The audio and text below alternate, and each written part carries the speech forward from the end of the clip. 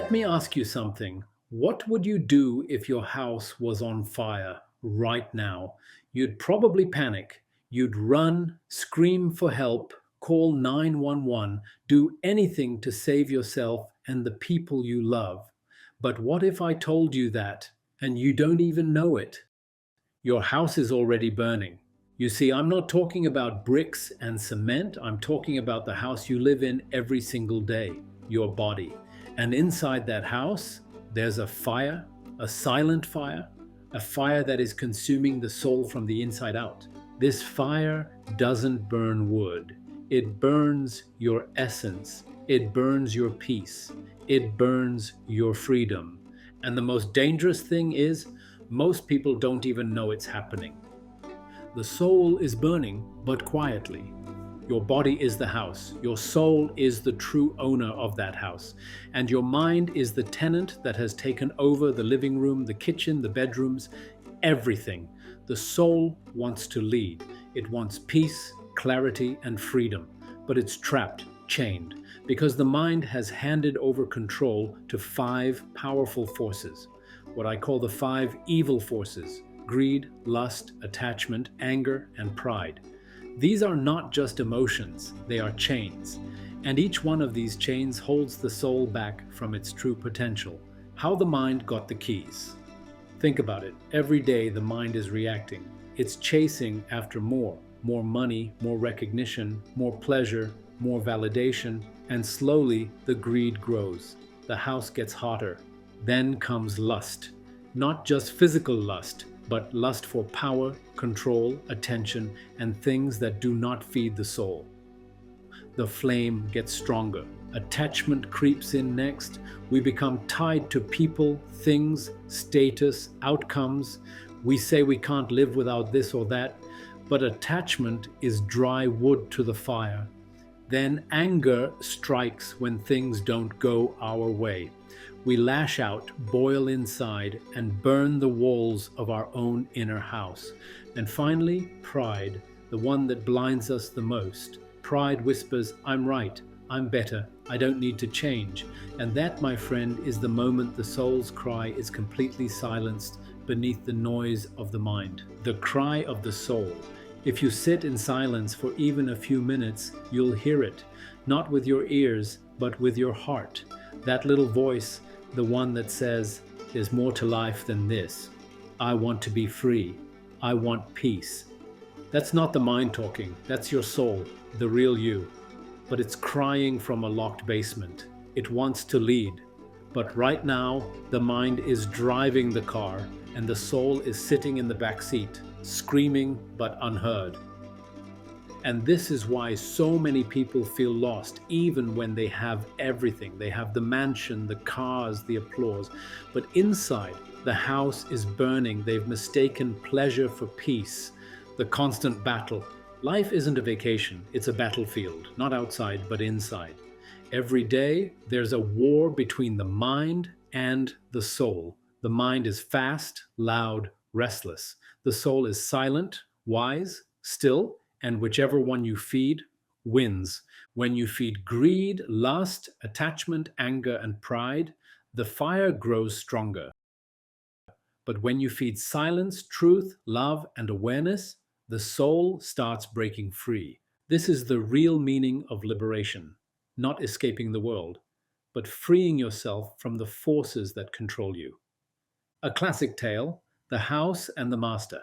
Let me share a story with you. Once there was a beautiful house built on top of a hill. The owner of the house, the soul, lived in perfect peace.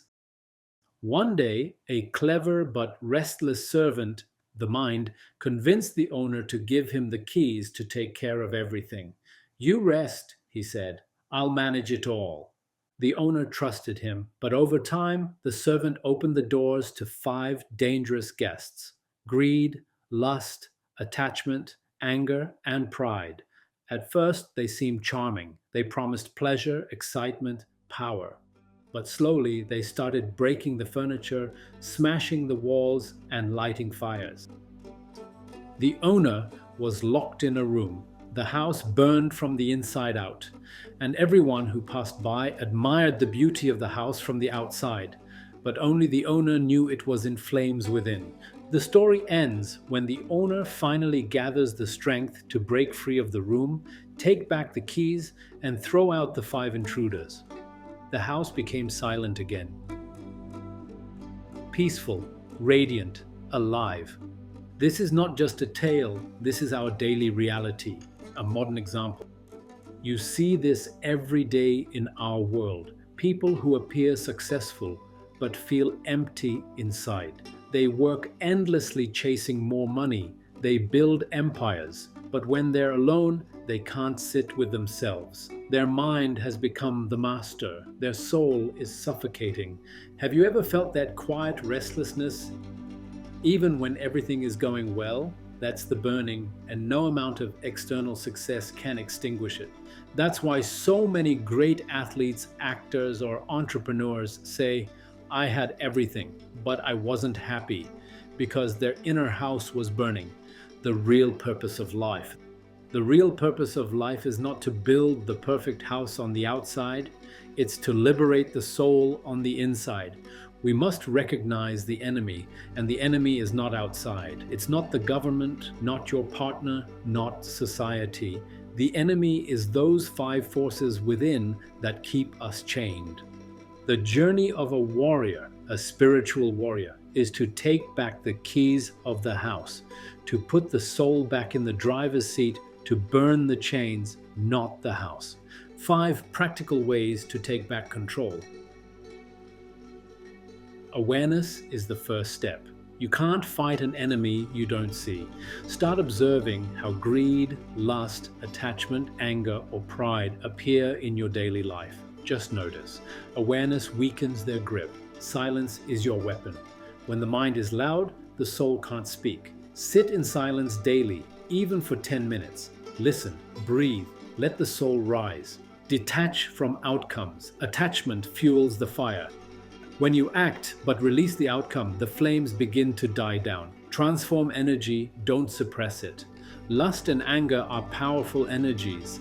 Don't fight them blindly. Channel them into creation, into discipline, into your purpose. Practice humility daily. Pride blinds. Humility clears the smoke. Remember, everything you have can be taken away in a heartbeat. Gratitude is the antidote to pride. The turning point, inner fire or inner light. The same fire that burns the house can also light the lamp. When the 5 forces are controlled, they become your power. Greed turns into aspiration, lust turns into passion for purpose, attachment turns into devotion, anger turns into righteous action, pride turns into unshakable confidence. It's not about destroying the mind. It's about putting it in service of the soul, the real freedom. True freedom is not found in luxury, money, or power. True freedom is when the soul is no longer a prisoner. When you can walk through this world not as a slave to desire, but as a master of yourself. This is the essence of every great spiritual teaching throughout history. Whether it's in the mountains of Tibet, the deserts of Arabia, the temples of India, or the monasteries of Europe, the message is the same. The battle is within. Liberation is within. Freedom begins when the soul leads. Midway reflection. Wake up. Let me remind you, your house may look beautiful on the outside. You may smile, laugh, achieve, succeed. But if your soul is burning inside, you've lost the war before it even began. Don't wait until the fire consumes everything. Wake up now. Pick up the bucket of awareness and start taking back control.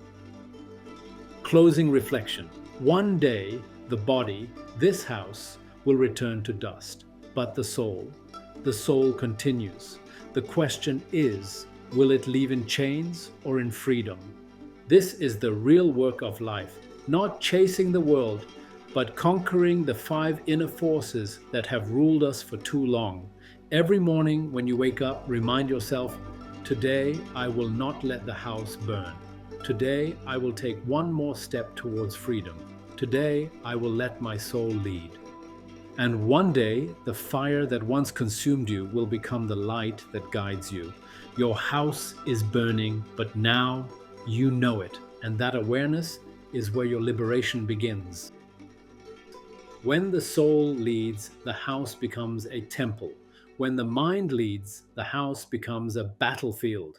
Amit Kainth. Don't forget to like, share, and subscribe for more powerful messages like this. Your inner freedom begins here.